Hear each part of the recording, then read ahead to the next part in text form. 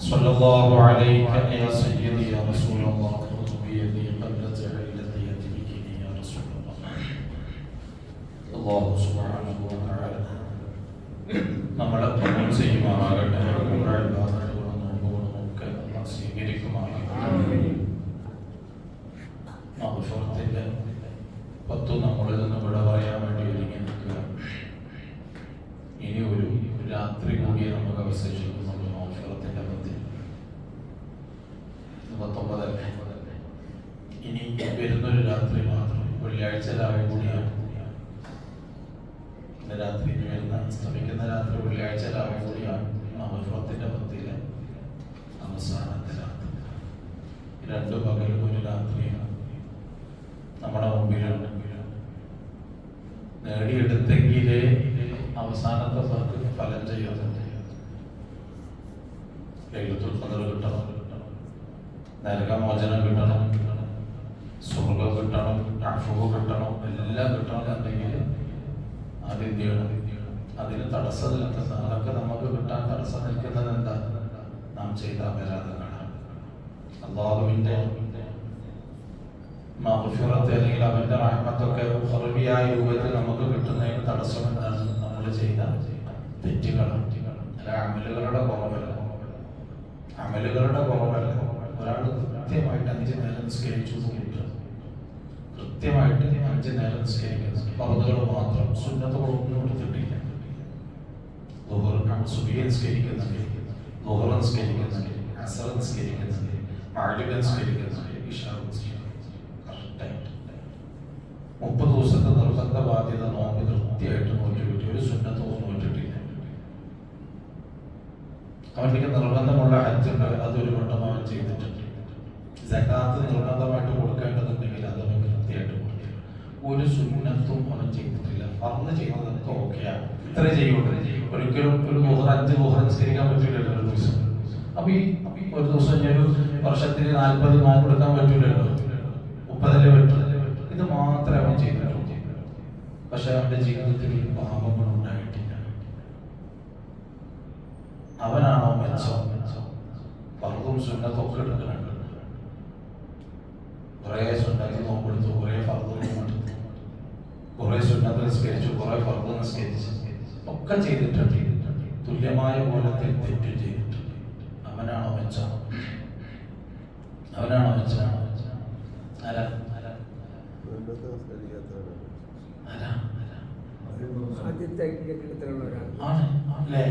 പാപങ്ങളില്ലാതിരിക്കുക.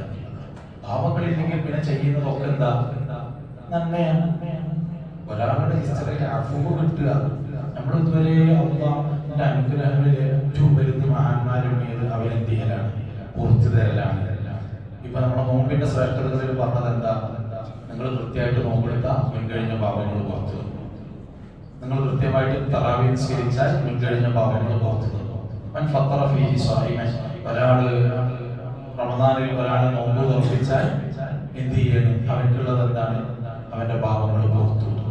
അല്ലാഹു തആല ഏറ്റവും നല്ല ഓഫറായിട്ട്, ഏറ്റവും നല്ല പ്രതിഫലമായിട്ട് വരുന്നത് പാപങ്ങൾ പുറത്തു കിട്ടുക എന്ന് പറയുമ്പോൾ നമ്മളെ സംബന്ധിച്ചിടത്തോളം അതൊരു വലിയ നേട്ടമായിട്ട് തോന്നുന്നില്ല. പാപങ്ങൾ പുറക്കൽ വേറെ എന്തൊക്കെ കാര്യങ്ങൾ നമുക്ക് കിട്ടാണ്ട് അതൊന്നുമില്ലാതെ എന്ത് ചെയ്താൽ ഒരു പാപങ്ങളാണ്. മിസല റബദിൽ വഖഫ് എന്നൊക്കെ പറയുന്നുണ്ട്. ഈ നോമ്പ് തുറക്കുന്നതിന്റെ ശ്രേഷ്ഠതയിൽ പറയുന്നുണ്ട് മിസല റബദിൽ വഖഫ് എന്ന സമുദ്രത്തിലെ നൊരകളിൽ, സമുദ്രം നമ്മൾ കടലിലൊക്കെ തിര വരുമ്പോൾ അതിൽ പതകൾ വരത്തില്ല, അത്രയുണ്ട് പാമ്പുണ്ടോ, അതൊക്കെ പുറത്തു വരും. ഇപ്പൊ നമ്മൾ നിസ്കാരത്തിന് ശേഷം ദിക്ർ ചൊല്ലി സുബ്ഹാനല്ലാഹ് അൽഹംദുലില്ലാഹ് അല്ലാഹു അക്ബർ ലാ ഇലാഹ ഇല്ലല്ലാഹു വഹ്ദഹു ലാ ശരീക ലഹു ലഹുൽ മുൽക്കു വലഹുൽ ഹംദു യുഹ്യി വയുമീതു വഹുവ അലാ കുല്ലി ഷൈഇൻ ഖദീർ. അതിങ്ങനെ ഒരാൾ ചെല്ലിയാണ് 100 പൂർത്തിയാക്കിയാൽ അവിടെ നിബിധങ്ങൾ പറയുന്ന ഓഫർ എന്താണ്? അവന്റെ പാപങ്ങൾ പുറത്തു വിടും. എത്രത്തോളം? സമുദ്രത്തിന്റെ നുരകൾക്ക് അത്ര നിബിധങ്ങൾ ഉപമിക്കുക. അപ്പൊ ഇതൊന്നും വലിയൊരു നേട്ടമായിട്ട് നമുക്ക് തോന്നാൻ എന്താണ്? ഈ മഗ്ഫിറത്തിന്റെ ഫലം എന്താണെന്ന് അറിയാത്തതാണ്. കാരണം നമുക്ക് കിട്ടാനുള്ള നേട്ടങ്ങൾക്കൊക്കെ ഏക തടസ്സം നമ്മുടെ പാപമാണ്. അത് കഴിഞ്ഞാൽ നമ്മൾ ആഖിറത്തിൽ ഒന്നാമനാണ്. ആഖിറത്തിൽ നബിമാര് അവരൊക്കെ 1ാം സ്ഥാനത്ത് വരാൻ കാരണം അവർ മാസൂമികളുടെ ജീവിതത്തിൽ ഒരു തെറ്റും ചെയ്തിട്ടില്ല. അപ്പൊ ജീവിതത്തിൽ ഒരു തെറ്റ് വന്നിട്ടില്ലെങ്കിൽ പിന്നെ ചെയ്യുന്നത് മുഴുവൻ എന്തായാലും നന്മയും. പക്ഷെ നമ്മൾ ഈക്വൽ ചെയ്ത് പോവുകയാണ്. അവിടെ പ്രശ്നം. ചെയ്യുന്നത് ചിലപ്പോൾ കുഞ്ഞ് സമയത്ത് തന്നെ കുടിക്കും. പക്ഷെ എന്താ ഇനി ഒന്നും കൂടി ഞാൻ പറഞ്ഞുതരാം. ഇതേ തെറ്റില്ലാതെ ഞാൻ പറഞ്ഞു ഈ ഫർദുകൾ നിർബന്ധ ബാധ്യതകളും ഉണ്ട്, നേരെ പോകലാണ്. ഈ സുന്നത്തുകളൊക്കെ ചെയ്ത് നമ്മൾ തെറ്റ് ചെയ്താൽ ആ തെറ്റ് പുറത്തിട്ടില്ലെങ്കിൽ, നമ്മൾ ചെയ്യുന്ന തെറ്റ് പുറത്തിട്ടില്ലെങ്കിൽ അതിനനുസരിച്ചുള്ള ശിക്ഷ നമുക്ക് കിട്ടില്ലേ? എങ്ങനെ നമ്മുടെ വിശ്വാസങ്ങളൊക്കെ വിശ്വാസം എങ്ങനെയാണ്? നമ്മൾ എല്ലാ ഇബാദത്തും ഉണ്ട്, പക്ഷെ നമ്മൾ ചെയ്ത തെറ്റൊന്നും നമ്മൾ ഡിലീറ്റ് ചെയ്തിട്ടില്ല, പുറത്തിട്ടില്ല. അത് ഉറപ്പിക്കാനുള്ള പ്രവർത്തനങ്ങൾ നമ്മൾ ചെയ്ത് തെറ്റ് തെറ്റായിട്ട് തന്നെ അങ്ങനെ നിൽക്കുന്നുണ്ടെങ്കിൽ ആ തെറ്റിന്റെ ശിക്ഷ ആ തരത്തിൽ നമ്മൾ നേടൂലേ? നമുക്ക് കിട്ടൂലേ? അല്ല നമ്മൾ ചെയ്ത ഇബാദത്ത് കാരണം അല്ലാഹ് അഫ്വ് ചെയ്യുന്നു തോന്നുന്നുണ്ടോ? ഇല്ല. മനസ്സിലാവില്ല. അപ്പോ നമുക്ക് കിട്ടാവുന്ന നേട്ടം അവിടെയും ആസ്വാദനത്തിന് നമുക്ക് ഭംഗം വരുന്നത് എന്ന് പറഞ്ഞാൽ ആദ്യം ചെയ്ത തെറ്റിനുള്ള ശിക്ഷകൾ എത്ര കാലാണോ, അവിടുത്തെ കാലത്തിന്റെ കണക്ക് ഞാൻ പറഞ്ഞു, നമുക്ക് അറിയില്ല. അത്രയും അനുഭവിച്ചിട്ടേ പിന്നെ എന്ത് ചെയ്യുള്ളൂ, അതിന്റെ ഫലത്തിലേക്ക് നമ്മൾ പോവുള്ളൂ. പറഞ്ഞു മനസ്സിലായില്ല? നമ്മള് അതുകൊണ്ട് തന്നെ വിധങ്ങളുടെ ശഫാഅത്ത്, വിധങ്ങളുടെ മാഹാത്മ്യം പറയുന്നുണ്ട്. വിധങ്ങളുടെ ഉമ്മത്തികളിൽപ്പെട്ട അവസാനത്തെ ആളെയും സ്വർഗത്തിലേക്ക് കടത്തിയിട്ട്, കാരണം നരകാവകാശികൾ ഉണ്ടാവുന്ന. അപ്പൊ എന്തുകൊണ്ടാണ് ചെയ്തു പോയ തെറ്റിനെ പകരമായിട്ട് അവിടുന്ന് ശിക്ഷ അനുഭവിച്ചേ മതിയാവും. അപ്പൊ അവിടെ നമുക്ക് വലിയ പ്രശ്നമാണ്. അപ്പൊ തെറ്റ് മായ്ച്ചു കളയുക എന്നുള്ളത് ഏറ്റവും വലിയൊരു കാര്യം തന്നെയാണ്. അപ്പൊ അതിനുള്ള അവസരങ്ങൾ ഉപയോഗപ്പെടുത്തുക. അപ്പൊ പിന്നെ നമ്മുടെ ജീവിതത്തിൽ വരുന്ന ഒക്കെ എന്താ, ഇപ്പൊ നമ്മൾ ചെയ്യുന്ന വിവാദത്തുകളിലൊക്കെ കുറെ എണ്ണം വെല്ലുകിൽ കിടക്കുന്നതും സ്വീകരിക്കപ്പെടാതിരിക്കുന്നതും നമ്മുടെ ചെയ്യുന്ന വിവാദത്തായി മാറാതിരിക്കുന്നതൊക്കെയും കാരണം എന്താ, നാം ചെയ്യുന്ന തെറ്റാണ്, കൽബിലെ മാലിന്യങ്ങളാണ്. അപ്പൊ അതില്ലാതിമ ചെയ്താൽ ഓക്കെയാണ്. അപ്പൊ അതിനുള്ള അവസാനത്തെ അവസരവും കൂടിയാണ് നമ്മുടെ മുമ്പിലുള്ളത്. ഉപയോഗപ്പെടുത്തുക. കാരണം വെള്ളിയാഴ്ച രാവിലെ ഒരു പ്രത്യേക മഹത്വം. അപ്പൊ ആ മഹത്വം ഇതുകൂടി ഒരുമിച്ച് അങ്ങ് കൂടുതലാണ്. ഇപ്രാവശ്യം അങ്ങനെ കുറെ ഇതുകൾ വരുന്നുണ്ട്. ലൈലത്തുൽ ഖദ്റും അങ്ങനെ വരുന്നുണ്ട്. 27-ാം രാവിലെ 27-ാം രാവിലെ വെള്ളിയാഴ്ച രാവാണ് വരുന്നത്. സാധ്യത കൂടുതലാണ് എന്ന് പറഞ്ഞിട്ട് അന്ന് മാത്രമായിട്ട് നിൽക്കണ്ട, 21 മുതൽ 29 വരെയും പ്രതീക്ഷിക്കാൻ പറഞ്ഞിട്ടുണ്ട്. അപ്പൊ അതുകൊണ്ടുള്ള അവസരങ്ങൾ ഡെയിലി 10 ദിവസം വേണ്ട, നമുക്ക് റെസ്റ്റ് എടുക്കാം. ഇപ്പൊ നമ്മുടെ സർക്കാർ പരീക്ഷ നടത്തണമായിരിക്കും. പണ്ടൊക്കെ എന്ന് പറഞ്ഞു കഴിഞ്ഞാല് 12 പരീക്ഷ 6 ദിവസം കൊണ്ടാണ് നടത്തിയത്. ഇന്നിപ്പോ അങ്ങനെ ഒരു എക്സാം കഴിഞ്ഞ് അടുത്ത എക്സാം വരെ പ്രിപ്പയർ ആവാൻ, ക്ഷീണം തീർക്കാനൊക്കെ കുട്ടികൾക്ക് അവസരമുണ്ട്. അപ്പോൾ നമുക്ക് മുമ്പേ നൽകിയതാണ്. നിങ്ങളില്ലാതെ ഇടങ്ങാറാവില്ല. എന്നാലും 30 ഏതെങ്കിലും ഒരു ദിവസമാണ് ലൈലത്തുൽ ഖദ്ർ 1 മുതൽ 30 വരെ പ്രതീക്ഷിക്കാൻ തോന്നാനുള്ള അവസ്ഥ ഒന്ന് ആലോചിച്ച് നോക്കി. 1 മുതൽ 30 വരെയാണ് ലൈലത്തുൽ ഖദ്ർ. അതിന്റെ ഇടയിൽ നിങ്ങളൊന്ന് ആലോചിച്ച് നോക്കുക. അവസാനത്തെ 10, ആ 10-ലും ഒറ്റയാണ്. അപ്പൊ എത്ര കിട്ടും? 21, 23, 25, 27, 5 ദിവസം അല്ലേ? അതിൻ്റെ ഇടയിൽ ഒരു ദിവസം കഴിഞ്ഞ ഒരു ദിവസം ഗ്യാപ്പ് ഉണ്ട്. റെസ്റ്റ് എടുക്കാനൊക്കെ ഹയാത്താക്കിയോ, ഒരു ദിവസം വിശ്രമിച്ചോളൂ. 5 ദിവസം മര്യാദക്കൊന്ന് ഹയാത്താക്കി നമ്മൾ രക്ഷപ്പെടും. ഇത്രയും തന്നിട്ടും ഇനിയും നമ്മൾ എന്ത് ചെയ്യണം? ഇളവിനെ കാത്തു നിൽക്കണം. ഉള്ള അവസരങ്ങൾ കൃത്യമായിട്ട് ഉപയോഗിക്കുക. അല്ലാഹു തആല തൗഫീഖ് നൽകുമാറാകട്ടെ. ഇനി ഞാൻ ഇന്നലെ ഒരു ചോദ്യം ചോദിച്ചിരുന്നു, റിപ്പീറ്റ് ചെയ്യാൻ പറ്റില്ല. ചോദ്യം പറഞ്ഞു, ഞാനൊരു ആൻസർ കണ്ടെത്താൻ വേണ്ടി നമ്മൾ ആരെങ്കിലും ചിന്തിച്ചു അതിനെ കുറിച്ച്.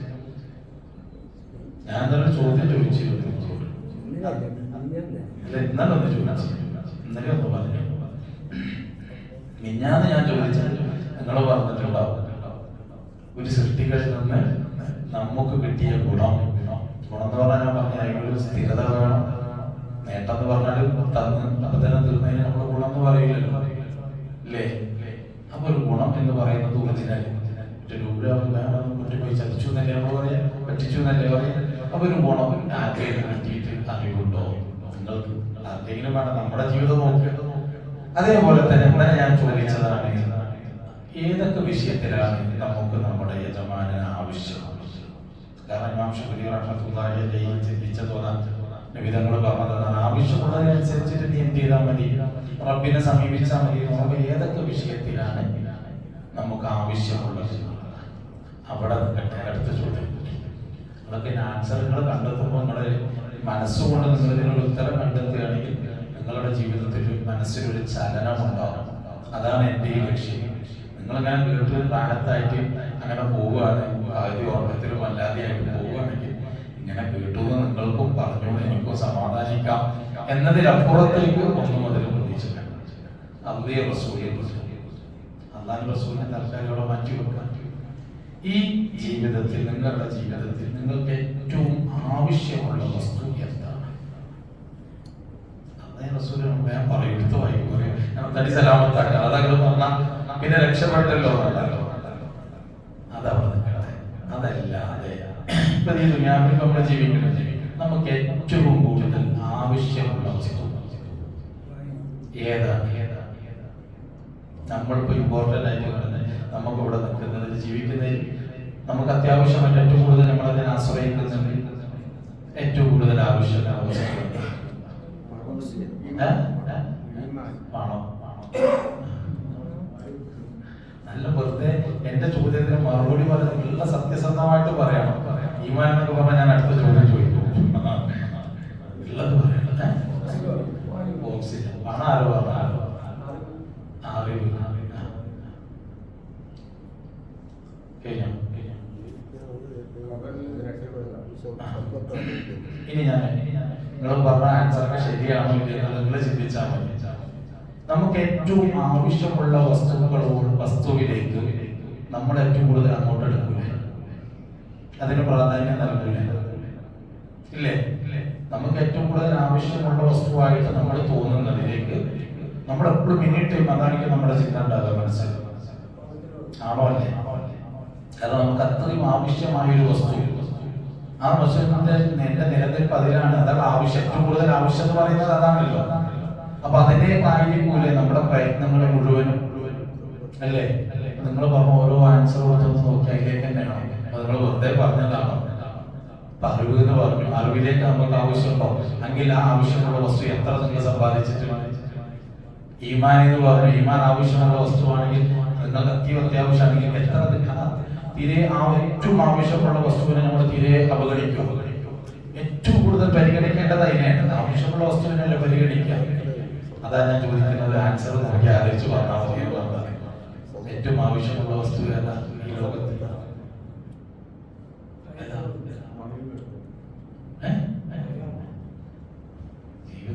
ജീവിതത്തിൽ ആവശ്യമുള്ള വസ്തു സമ്പത്ത്.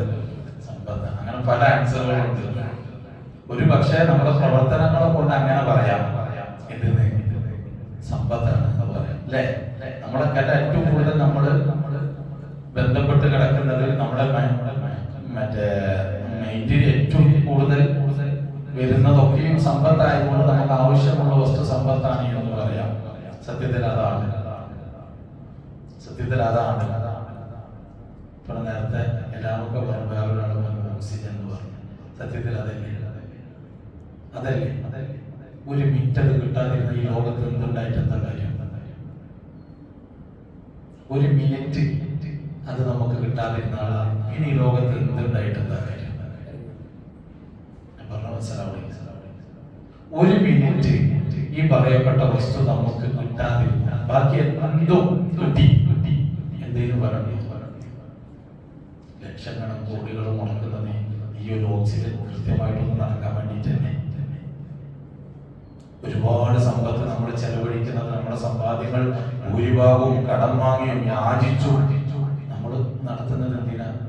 ഈ ശ്വാസോച്ഛ്വാസം ഒന്ന് നിന്ന് കിട്ടാൻ, അല്ലേ?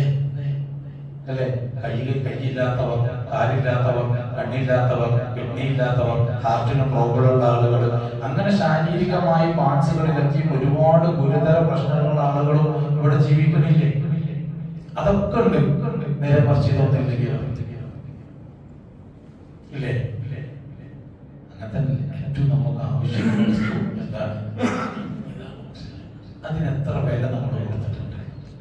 അടുത്തതാണ്, എത്ര വില നമുക്ക് കൊടുത്തിട്ടുണ്ട്? റബ്ബിനെ എത്രത്തോളം നമുക്ക് ആവശ്യമുണ്ട് എന്നതിലേക്കാണ് നമ്മൾ പോണത്. മറക്കരുത്. ഇമാം ശിബിലി റഹ്മത്തുള്ളാഹി അലൈഹി ചിന്തിച്ചതാണ്, നിബിധങ്ങൾ ചിന്തിപ്പിച്ചതാണ്. നിബിധങ്ങൾ പറഞ്ഞു, നിന്റെ റബ്ബിനെ നിനക്ക് എത്ര ആവശ്യമുണ്ടോ ആവശ്യത്തിനനുസരിച്ച് അവന് വേണ്ടി നീ പ്രവർത്തിച്ചാൽ മതി. കൂടുതലൊന്നും ചെയ്യണ്ട, കൂടുതലൊന്നും നീ ചെയ്യണ്ട. നിന്റെ യജമാനന് നിന്റെ ജീവിതത്തിൽ ഏതെല്ലാം നിമിഷങ്ങളിൽ നിനക്ക് ആവശ്യമുണ്ടോ ആ നിമിഷത്തിൽ അനുസരിച്ച് നീ ചെയ്താൽ മതി. അവൻക്ക് എന്തെങ്കിലും ചെയ്തു കൊടുത്താൽ മതി. ബാക്കിയുള്ള സമയം നീ പ്രാർത്ഥനയിൽ വേണ്ടി ചെലവഴിച്ചു. ഇമാം ഷിബ്ലി റഹ്മത്തുള്ളാഹി അലൈഹി ചിന്തിക്കാൻ തുടങ്ങിയതാണ്. ഒന്നാലോചിച്ചു നമുക്ക് എത്രയാണ് നമ്മുടെ റബ്ബിന് ആവശ്യമുള്ളത്. ഒരുപാട് ചിന്തിക്കേണ്ട ഒരു വിഷയം കൂടിയാണ്. എൻ്റെ ഉപ്പക്ക് 66 വയസ്സിലാണ് വഫാത്താവുന്നത്. 66 വയസ്സാണ്. അസുഖം എന്ന് പറയുന്നത് അങ്ങനെയൊന്നുമില്ല, ശ്വാസതടസ്സം. എൻ്റെ ഉപ്പാക്കുണ്ടായ അസുഖം ശ്വാസം മുട്ടൽ എന്ന് പറയും ഞങ്ങളുടെ ഭാഗത്ത്, ശ്വാസതടസ്സം. ഈ വലിക്കുന്ന മരുന്നും കാര്യങ്ങളൊക്കെ ഉണ്ട്. ഞാൻ പലപ്പോഴും ചിന്തിച്ചൊരു വിഷയമാണ്. കാരണം ചില സമയത്ത് അങ്ങോട്ട് ഇളകിക്കഴിഞ്ഞാൽ ശ്വാസം കിട്ടാതെ ഇപ്പോൾ എഴുന്നേറ്റ് ഓടുന്നത് ഞാൻ കണ്ടിട്ടുണ്ട്. ആ സമയത്ത് നമ്മളൊക്കെ പോയാൽ നമ്മളൊക്കെ തട്ടിമറിച്ചു. കാരണം ശ്വാസം കിട്ടാതെ ഒരു പെടച്ചലുണ്ടല്ലോ. ആ സമയത്ത് ചിലപ്പോൾ എണീറ്റ് വിടുന്നു. അല്ലെങ്കിൽ ശ്വാസം കിട്ടാതുള്ള ഒരു പെടച്ചലാണ്. നമ്മളൊന്നും പോയാൽ അവിടെ മക്കളാണെന്നോ ആരും അറിയില്ല.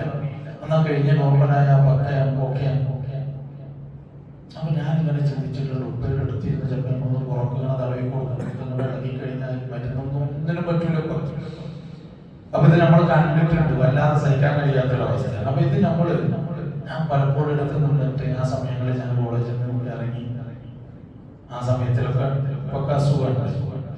അങ്ങനെ ജോലി ഇല്ലാതെ കുറച്ച് പേരെ ശുശ്രൂഷിക്കാൻ വേണ്ടി നിന്നിട്ടുണ്ട്. നമുക്ക് ഇത് ഇറങ്ങുന്ന സമയത്ത് ഞാൻ പലപ്പോഴും ചിന്തിച്ചതാണ്, എന്തൊരു അത്ഭുതമാണ്. ഓക്സിജൻ എന്ന് പറയുന്നത് അന്തരീക്ഷത്തിൽ നിറച്ചിട്ടുണ്ട് റബ്ബ്. ഞാനിങ്ങനെ ഉപ്പാന്റെ എന്ന് പറഞ്ഞാൽ നമ്മുടെ ശരീരത്തോട് ശരീരം ചേർന്ന് നിൽക്കുന്ന എനിക്ക് ഓക്സിജൻ എടുക്കാൻ യാതൊരു പ്രയാസമില്ല. എന്റെ തൊട്ടടുത്ത് നിൽക്കുന്ന ഉപ്പക്ക് അന്തരീക്ഷത്തിൽ നിന്ന് ഓക്സിജൻ കിട്ടുന്നില്ല. അതേ നേരത്ത് മാസ്കോ മറ്റോ വെക്കുമ്പോൾ കൃത്യമായിട്ട് ഓക്സിജൻ കിട്ടുന്നുണ്ട്. എവിടെ പ്രശ്നം? ചിന്തിച്ചപ്പോൾ നമ്മള് ഈ ശ്വാസതടസ്സമുള്ള ആളുകളുടെ അടുത്ത് വരുന്നത് നമുക്ക് എന്താ തടസ്സമുണ്ടോ? ഒരു റൂമിൽ അങ്ങനെ മറ്റേ ഓക്സിജൻ കുറവും കാർബൺ ഡൈ ഓക്സൈഡ് കൂടുതലൊക്കെ ആണെങ്കിൽ എല്ലാവർക്കും തുല്യമാണ് ഓക്സിജൻ കിട്ടാതിരിക്കുക, അല്ലേ? അതല്ലാതെ പബ്ലിക്കായിട്ട് നിൽക്കുമ്പോൾ ഒരാൾക്ക് ഓക്സിജൻ കിട്ടുന്നുണ്ട്, മറ്റൊരാൾക്ക് കിട്ടുന്നില്ല. ഒരാൾക്ക് കൃത്യമായി ലഭിക്കുന്നുണ്ട്, മറ്റൊരാൾക്ക് ലഭിക്കുന്നില്ല. അതിന്റെ ഫലം എത്രയാണ്? അതിന്റെ നേട്ടം എത്രയാ? അതിന്റെ ആവശ്യം എത്രയാ? അതിന്റെ നിഅമത്ത് എത്രയാ? വേറെ എന്തുണ്ടായിട്ട് എന്താ കാര്യം? ഏത് വലിയ നമ്മൾ നേരത്തെ പറഞ്ഞ ഉറക്കം പറഞ്ഞ പോലുള്ള ഒരു കഥയുണ്ട്, അല്ലേ? ഈ ലോകത്തിലെ ഏറ്റവും കൊടുമുടിയിൽ നിൽക്കുന്ന രാജാവാണെങ്കിലും ഏറ്റവും വലിയ ദരിദ്രനാണെങ്കിലും കൃത്യമായിട്ടും ഒരു മിനിറ്റിൽ ഇത്ര സെക്കൻഡ് അത് എടുത്ത് വിടണ്ടേ? വേണ്ടേ?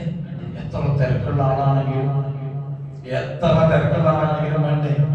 അതൊരു മിനിറ്റ് കിട്ടാതിരുന്നാൽ ഈ ലോകം കൈപിടിയിലുണ്ടായിട്ട് എന്താ കാര്യങ്ങൾ, ഇല്ലേ? എങ്കിൽ അത് കൃത്യമായിട്ട് ശാസ്ത്രലോകം ഇത്രത്തോളം വളർന്നിട്ടുണ്ട്, ഇല്ലേ? വൈദ്യശാസ്ത്രങ്ങളിൽ ഇനിയും പുരോഗമനമാണ്, ഒരുപാട് വളർച്ചയാണ് സംഭവിച്ചിട്ടുള്ളത്. എത്രത്തോളം എന്ന് പറഞ്ഞു കഴിഞ്ഞാൽ വൈദ്യശാസ്ത്രം കുറച്ച് മുമ്പുള്ളൊരു എനിക്കൊരു ഓർമ്മ ഉണ്ട്. നമ്മളൊക്കെ പഠിക്കുന്ന സമയത്ത് വായിച്ചതൊക്കെ ഓർമ്മയുണ്ട്. കാരണം എന്താ പറഞ്ഞാൽ ഇനി ഒരാൾ മരിച്ചാൽ ജീവിപ്പിക്കാൻ കഴിയുന്ന പറയുന്നത്. അതിന്റെ മാർഗങ്ങൾ നോക്കുകയാണ്. ജീവന്റെ ജീനുകളെ കണ്ടുപിടിക്കാൻ വേണ്ടിയിട്ടുള്ള റിസർച്ചുകൾ നടന്നുകൊണ്ടിരിക്കുകയാണ്. ഒരാൾക്ക് എങ്ങനെ ജീവൻ കൊടുക്കാൻ കഴിയും, ശരീരത്തിന്റെ രൂപങ്ങൾ ഇതാക്കി കൊടുത്ത് ഒരാൾക്ക് എങ്ങനെയാണ് കൃത്രിമമായിട്ട് ജീവൻ നിലനിർത്താൻ കഴിയുമെന്നുള്ള പഠനങ്ങളൊക്കെ ലോകത്ത് അത്രമേൽ വളർന്നിട്ടുണ്ട് ശാസ്ത്രം. പക്ഷെ ഇന്ന് വരെ നിലച്ചുപോയ ഒരു ശ്വാസത്തെ പിടിച്ചു നിർത്താൻ ആധുനിക സംവിധാനങ്ങൾക്ക് കഴിഞ്ഞിട്ടില്ലെങ്കിൽ അത് നിയന്ത്രിക്കുന്നവൻ ആരാണ്?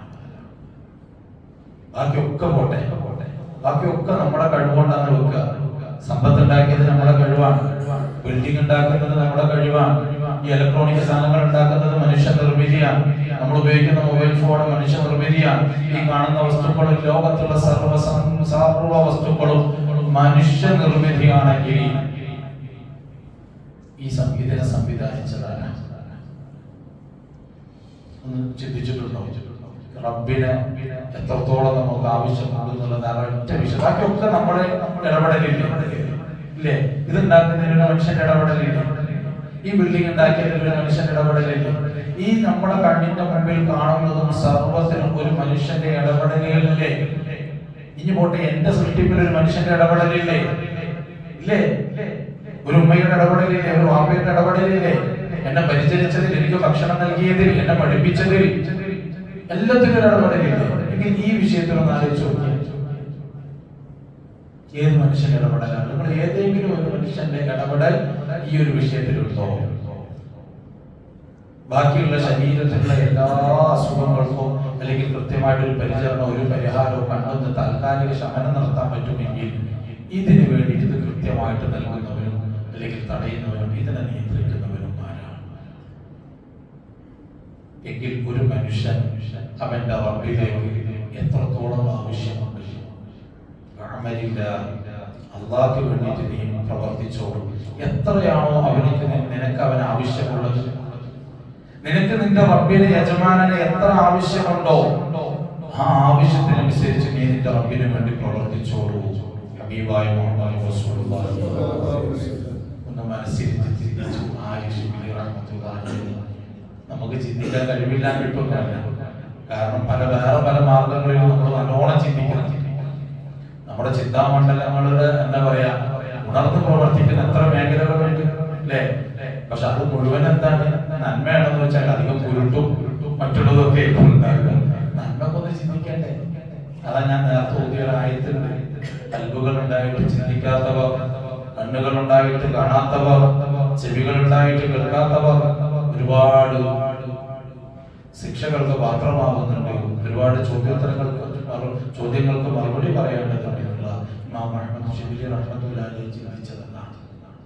ഞാൻ എന്റെ റബ്ബിലേക്ക് എത്ര ആവശ്യമാണ്, ആ ആവശ്യത്തിനനുസരിച്ച് നമ്മൾ സ്വീകരിച്ചു വെക്കണം.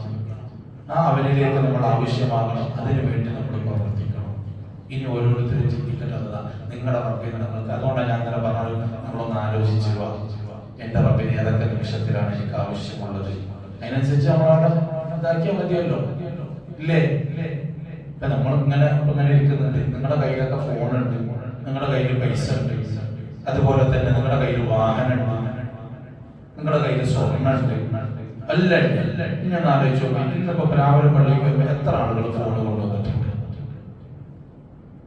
ഇപ്പൊ രാവിലെ വരുമ്പോ അധികം ആളുകളുടെ ഫോൺ ഉണ്ടാവില്ല. ഉണ്ടോ? എന്താ കാരണം? ആവശ്യമില്ല. രാവിലെ നമ്മൾ പള്ളിയിലേക്ക് എത്ര ആളുകൾ ഫോൺ, ഇന്ന് പ്രത്യേകിച്ച് ഇന്നത്തെ കാലത്ത് ഫോൺ ഇല്ലാത്തത് നമുക്ക് സങ്കല്പിക്കാൻ കഴിയില്ല, അത് വേറെ വിഷയം. പക്ഷെ എന്നിട്ട് രാവിലെ വരുമ്പോൾ അധികം ആളുകൾ ഫോൺ കൊണ്ടുവന്നിട്ടില്ല. എന്താ കാരണം? ആവശ്യമില്ല. ഇല്ലേ? അധികം ആളുകളും പോകറ്റും കാര്യമില്ല, പൈസ കൊടുത്തിട്ട് ഉണ്ടാവില്ല. എന്താ കാരണം? ആവശ്യമില്ല. പറയുന്നതിന് ഇമ്പോർട്ടന്റ് ആയിട്ട് നമ്മൾ കരുതുന്ന ഒരു വസ്തുവല്ലേ? അല്ലേ? ആവശ്യമുള്ള സമയത്തല്ലേ നമ്മൾ ഉപയോഗിക്കുന്നത്. നമുക്ക് രാവിലെ വരുമ്പോ നമ്മൾ പള്ളിയിലേക്കാ പോണേ ഒക്കെ അറിയാം, നമ്മളൊക്കെ അവിടെ ഉണ്ട്, ഇല്ലാഞ്ഞിട്ടല്ല. നമുക്കത് വേണ്ട. നേരെ മറിച്ച് നിങ്ങളതൊക്കെ കഴിഞ്ഞ് നേരം കഴിഞ്ഞിട്ട് നിങ്ങൾ തിരുവല്ല പോവുകയാണ്, അല്ലെങ്കിൽ കോട്ടയം പോവുകയാണെങ്കിൽ തീർക്കാതെ പോവോ? കാരണം എന്താ? ആവശ്യമാണ്. അപ്പൊ ആവശ്യമുള്ള സമയത്തിലേ നമ്മൾ ഓരോ വസ്തുവിനെയും ആശ്രയിക്കുകയുള്ളൂ. അത് ശരിയല്ലേ? അല്ലേ? എല്ലാം അങ്ങനെയാണ്. എങ്കിൽ മുത്തുനബി നമ്മൾ പറഞ്ഞത് അതാണ്, ആവശ്യമുള്ളത് പോലെ നിങ്ങൾ ആശ്രയിച്ചോ, കൂടുതൽ വേണ്ട, അമിത ആവേണ്ട. നിങ്ങള് ആവശ്യത്തിനനുസരിച്ച് നിങ്ങളുടെ റബ്ബിനെ നിങ്ങൾ ആശ്രയിച്ചാൽ മതി, അതിനു വേണ്ടി ചെയ്താൽ മതി. അത് എത്രയാണ് നിങ്ങളാ തീരുമാനിക്കണം. എന്റെ വിഷയം ഞാനാ തീരുമാനിക്കുന്നത്, നിങ്ങളുടെ വിഷയം നിങ്ങളാ തീരുമാനിക്കുക. എത്ര വേണം നിങ്ങളുടെ റബ്ബിനെ, എത്ര വേണം എനിക്ക് എന്റെ യജമാനനെ, അതിനനുസരിച്ച് ഞാൻ അവനെ ആശ്രയിക്കാം, അതിനനുസരിച്ച് ഞാൻ അവർക്ക് വേണ്ടി പ്രവർത്തിക്കാം. കാരണം അവനെന്നെ എനിക്ക് ലഭിക്കണമെങ്കിൽ അതിനനുസരിച്ച് എന്തെങ്കിലും ഞാൻ ചെയ്തു കൊടുക്കണ്ടേ? വെറുതെ കിട്ടത്തില്ലല്ലോ. അപ്പൊ അതിന് വേണ്ടിയിട്ടുള്ളത് ഞാൻ ചെയ്യണം. അതാണ്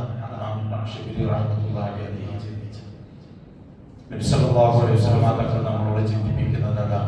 സത്യം പറഞ്ഞ മനസ്സിരുത്തി നല്ല ബുദ്ധിയോടുകൂടെ, തെളിമയാർന്ന ബുദ്ധിയോട്, കൂടുതലൊന്നും വേണ്ട, ഒന്ന് മനസ്സിരുത്തി ചിന്തിച്ചാൽ നമുക്ക് ബോധ്യപ്പെടും എവിടെ വെക്കണം നമ്മുടെ റബ്ബിനെ എന്ന്, എത്ര ആശ്രയമുണ്ട് നമ്മുടെ റബ്ബിനെ എന്ന്, എത്രമേൽ അവനിക്ക് വേണ്ടി പ്രവർത്തിക്കണമെന്ന്. അതൊന്നും മനസ്സിൽ തട്ടിയാൽ ഒരിക്കലും അവനിക്ക് ദ്രോഹം ചെയ്യാൻ തോന്നില്ല, ഒരിക്കലും അവനിക്ക് എതിരെ ചെയ്യാൻ തോന്നില്ല. അവനെ കാട്ടിൽ വരും. അതിനാണ് ഞാൻ ഫസ്റ്റ് ക്ലാസ്സിൽ പറഞ്ഞ ഹലാവത്തുൽ ഈമാൻ, ഈമാനിന്റെ ഒരു മാധുര്യം നബിതങ്ങൾ പറയുന്നുണ്ട്. ഹലാവത്തുൽ ഈമാൻ, ഈമാനിന്റെ മാധുര്യം ഉണ്ടാകില്ല എങ്ങനെയാ? ഈ ലോകത്തുള്ള സർവ്വതിനെ കാട്ടിലും മറന്നോ നിങ്ങൾ? എന്താ നമ്മുടെ ഹലാവത്തുൽ ഈമാനിന്റെ ഒന്നാമത്തെ അടയാളം നബിതങ്ങൾ പറഞ്ഞ ഈമാനിന്റെ മാധുര്യം ലഭിക്കാൻ ഒന്നാമത് ഈ ലോകത്തിലെ എല്ലാത്തിനെക്കാട്ടിലും പ്രാധാന്യമുള്ളതായി ആര് മാറും? ഈ ലോകത്തുള്ള സർവ്വതിനെക്കാട്ടിലും ഏറ്റവും പ്രാധാന്യമുള്ള ആളായി, ഏറ്റവും നമുക്ക് ആവശ്യമുള്ള ആളായിട്ട് ആര് മാറുകയാണ്? അല്ലാഹ്. അപ്പൊ അതിന്റെ രസം നമ്മൾ ആസ്വദിക്കാം, അള്ളാഹനെ ആസ്വദിക്കണം. അങ്ങനെ ആസ്വദിച്ചുള്ള മഹാന്മാരായ വിഷയം അങ്ങോട്ട് പോകുന്നത് മനസ്സിലായോ? ആ ഹലാവത്തുൽ ഈമാനിലേക്ക്, അള്ളാഹനെ അറിയുന്നതിലേക്ക്. അപ്പോഴാണ് നമുക്ക് മനസ്സിലാക്കാൻ കഴിയും. ഇനി നിങ്ങളൊന്ന് പോയി നോക്കി ഓക്സിജന്റെ കാര്യത്തിൽ ചിന്തിച്ചു ഒരു 30 സെക്കൻഡ് ഒന്ന് പിടിച്ചു നിർത്തി നോക്ക്. പിടുത്തപ്പെടൂലേ?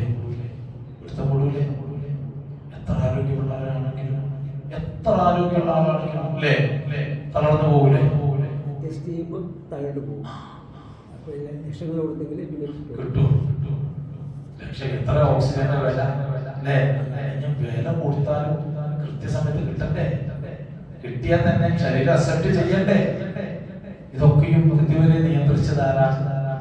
ബാക്കിയുള്ളതിലൊക്കെ ഒരു മനുഷ്യന്റെ ഇടപെടലുണ്ടെങ്കിൽ ഇതുവരെ ഇത് കൃത്യമായിട്ട് അശ്രദ്ധമായിട്ട് മരണമാകുന്ന ഉറക്കത്തിന് പോലും കൃത്യമായി നമ്മളിലേക്ക് എത്തിച്ചു തന്നവൻ ആരാ?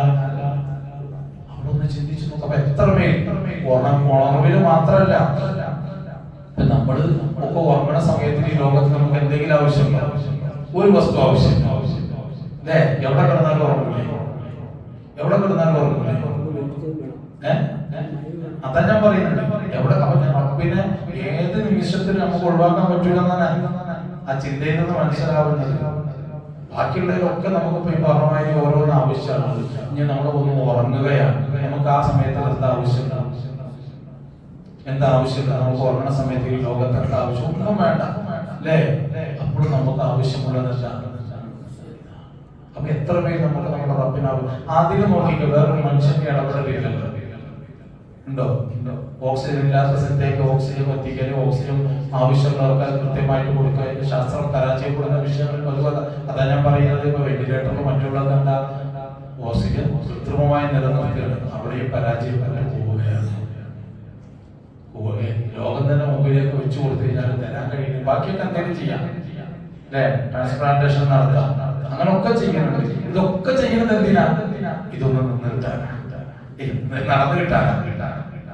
ഈ കിഡ്നി മാറ്റി വെക്കുന്നതും ഹാർട്ടിനെ ചെയ്യുന്നതും അങ്ങനെ ഒക്കെ ചെയ്യുന്നത് എന്തിനു വേണ്ടിയാണ്? ഇതൊന്ന് കൃത്യമായിട്ട് നടന്നു കിട്ടാനാണ്. അപ്പൊ അതിന്റെ വില ഒന്ന് ആലോചിച്ചു. എന്നാൽ അതിൽ ഒരാളുടെ ഇടപെടലുമില്ലെങ്കിൽ അത് നിയന്ത്രിക്കുന്നവൻ ആരാണ്? അവനെ നമുക്ക് എത്രത്തോളം ആവശ്യമാണ് അത് ഓരോരുത്തരും ചിന്തിച്ച് അതിനനുസരിച്ച് ചെയ്തു. ഇനി നിങ്ങളാ ചെയ്യേണ്ട അവസരങ്ങൾ മുമ്പിലുണ്ട്. ഏറ്റവും നല്ല അവസരങ്ങളാണ് അതിനു വേണ്ടിയിട്ടുള്ളത്. ആവശ്യത്തിനനുസരിച്ചുകൊണ്ട് അവനെ ഉപയോഗിക്കാനും അവനിലേക്ക് ശരീരത്തെയും മനസ്സിനെയും സമർപ്പിക്കാനും പറ്റുന്ന അവസരങ്ങളാണ് നമ്മുടെ മുമ്പിലുള്ളത്.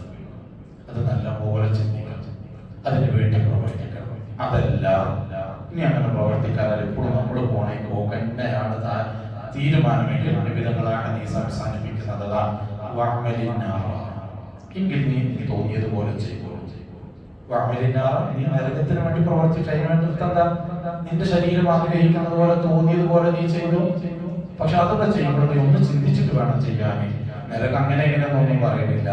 അതിനെ എത്ര നിനക്ക് സഹിക്കാൻ കഴിയുമോ?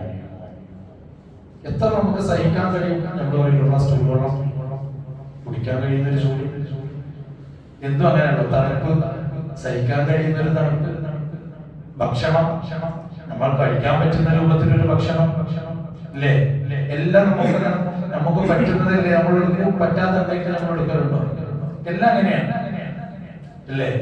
എങ്കിൽ നബിതങ്ങൾ പറഞ്ഞ നിലവ് നിങ്ങൾ അങ്ങനെ സെലക്ട് ചെയ്തോളൂ. എത്ര സഹിക്കാൻ കഴിയുന്ന ആരോഗ്യം ചിന്തിക്കുക. എത്ര സഹിക്കാൻ കഴിയുന്ന നിങ്ങൾ ടെസ്റ്റ് അടിച്ചോളൂ. നബിതങ്ങൾ പറയുന്നത് എന്നിട്ട് അതിനനുസരിച്ച് നമ്മൾ ചെയ്യും. അങ്ങനെ നമുക്ക് പറ്റുന്നതനുസരിച്ചിട്ട് മതി. ബാക്കിയുള്ള പ്രശ്നമില്ലല്ലോ. അപ്പൊ നമ്മൾ ഈ പറഞ്ഞ പോലെ അങ്ങനെ മനസ്സിലാക്കാനും അവരിലേക്ക് ആവശ്യമുള്ളതനുസരിച്ച് അവർ ചെയ്യാൻ നമ്മൾ തയ്യാറാകുന്നില്ലെങ്കിൽ നബിതങ്ങൾ പറയുന്നത് നരകത്തിന്റെ വിഷയമാണ്. നിങ്ങൾക്ക് എത്ര സഹിക്കാൻ കഴിയുമോ അത് സഹിക്കാൻ ചർച്ച ചെയ്യാനുള്ളതും അവസാനത്തെ സത്യം അല്ലാഹു നബിതങ്ങൾ പറഞ്ഞതും നരകമോചനം അപ്പൊ ആദ്യം നരകത്തിൽ നിന്ന് നമുക്ക് മോചനം കിട്ടണമെന്നുണ്ടെങ്കിൽ നരകം എന്താണെന്ന് അറിയണം. നരകം എന്താണെന്ന് അറിഞ്ഞെങ്കിൽ അവിടുന്ന് രക്ഷപ്പെടണമല്ല അങ്ങോട്ട് പോകണമെന്നുള്ള ഇത് നമുക്ക് തീരുമാനിക്കാൻ പറ്റുള്ളൂ. പരിശുദ്ധ ഖുർആനിൽ ഒരുപാട് സ്ഥലത്ത് നരകത്തിന്റെ വിഷയം കഴിഞ്ഞ ക്ലാസ്സുകളും പറഞ്ഞില്ലേ, അതിന്റെ ഇത് ഗൗരവം എത്ര ഉണ്ടെന്നുള്ളത് വളരെ ചുരുങ്ങിയ രൂപത്തിൽ നമുക്കത് ചർച്ച ചെയ്തിട്ടുണ്ട്. ഈ ഒരു ചർച്ച നമുക്ക് താൽക്കാലിക അവസാനിപ്പിക്കാൻ ഇനി പ്രവർത്തിക്കേണ്ടവർ നമ്മളാണ്, പ്രവർത്തിക്കേണ്ടത് നമ്മളാണ്, ചിന്തിക്കേണ്ടത് നമ്മളാണ്, നിയന്ത്രിക്കേണ്ടത് നമ്മളാണ്. ഒക്കെ നമ്മൾ ഓരോരുത്തരുമാണ്, ഞാനടക്കമുള്ള ആളുകളാണ്.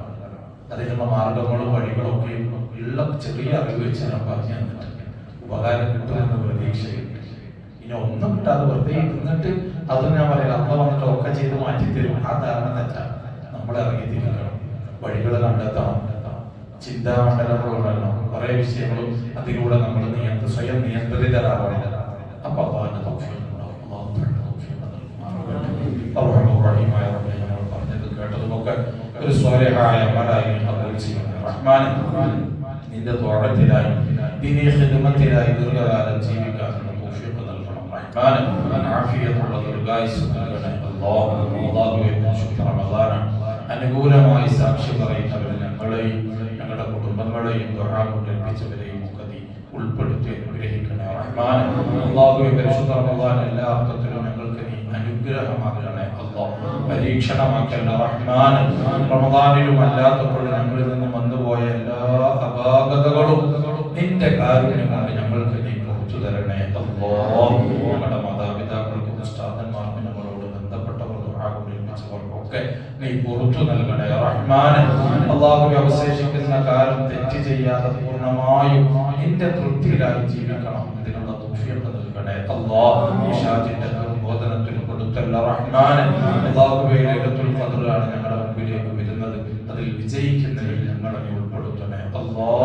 അല്ലാഹുവേ, നീ പൊരുത്തപ്പെടുന്ന രൂപത്തിൽ അവശേഷിക്കുന്ന ദിനങ്ങൾ, ദിനരാത്രങ്ങൾ റബ്ബേ ഇബാദത്തുകൾ ചെയ്യാൻ, സൽക്കർമ്മങ്ങൾ ചെയ്യാൻ, തെറ്റിൽ നിന്ന് അകന്നു നിൽക്കാനുള്ള എല്ലാവിധ ഈമാനികമായ കരുത്തും ഞങ്ങൾക്ക് നീ നൽകണേ. റഹ്മാൻ, അല്ലാഹുവേ, ഞങ്ങളോട് നീ കരുണ കാണിക്കണേ. അല്ലാഹ്, നിന്റെ കാരുണ്യം കൊണ്ട് ഞങ്ങളുടെ ഇരുലോക ജീവിതവും നീ സന്തോഷത്തിലാക്കണേ. റഹ്മാൻ, അല്ലാഹുമ്മ റബ്ബനാ ആതിനാ ഫിദ് ദുനിയാ ഹസന وفي الآخرة حسنة وقنا عذاب النار آمين برحمتك يا أرحم الراحمين والحمد لله رب العالمين. السلام عليكم ورحمة الله.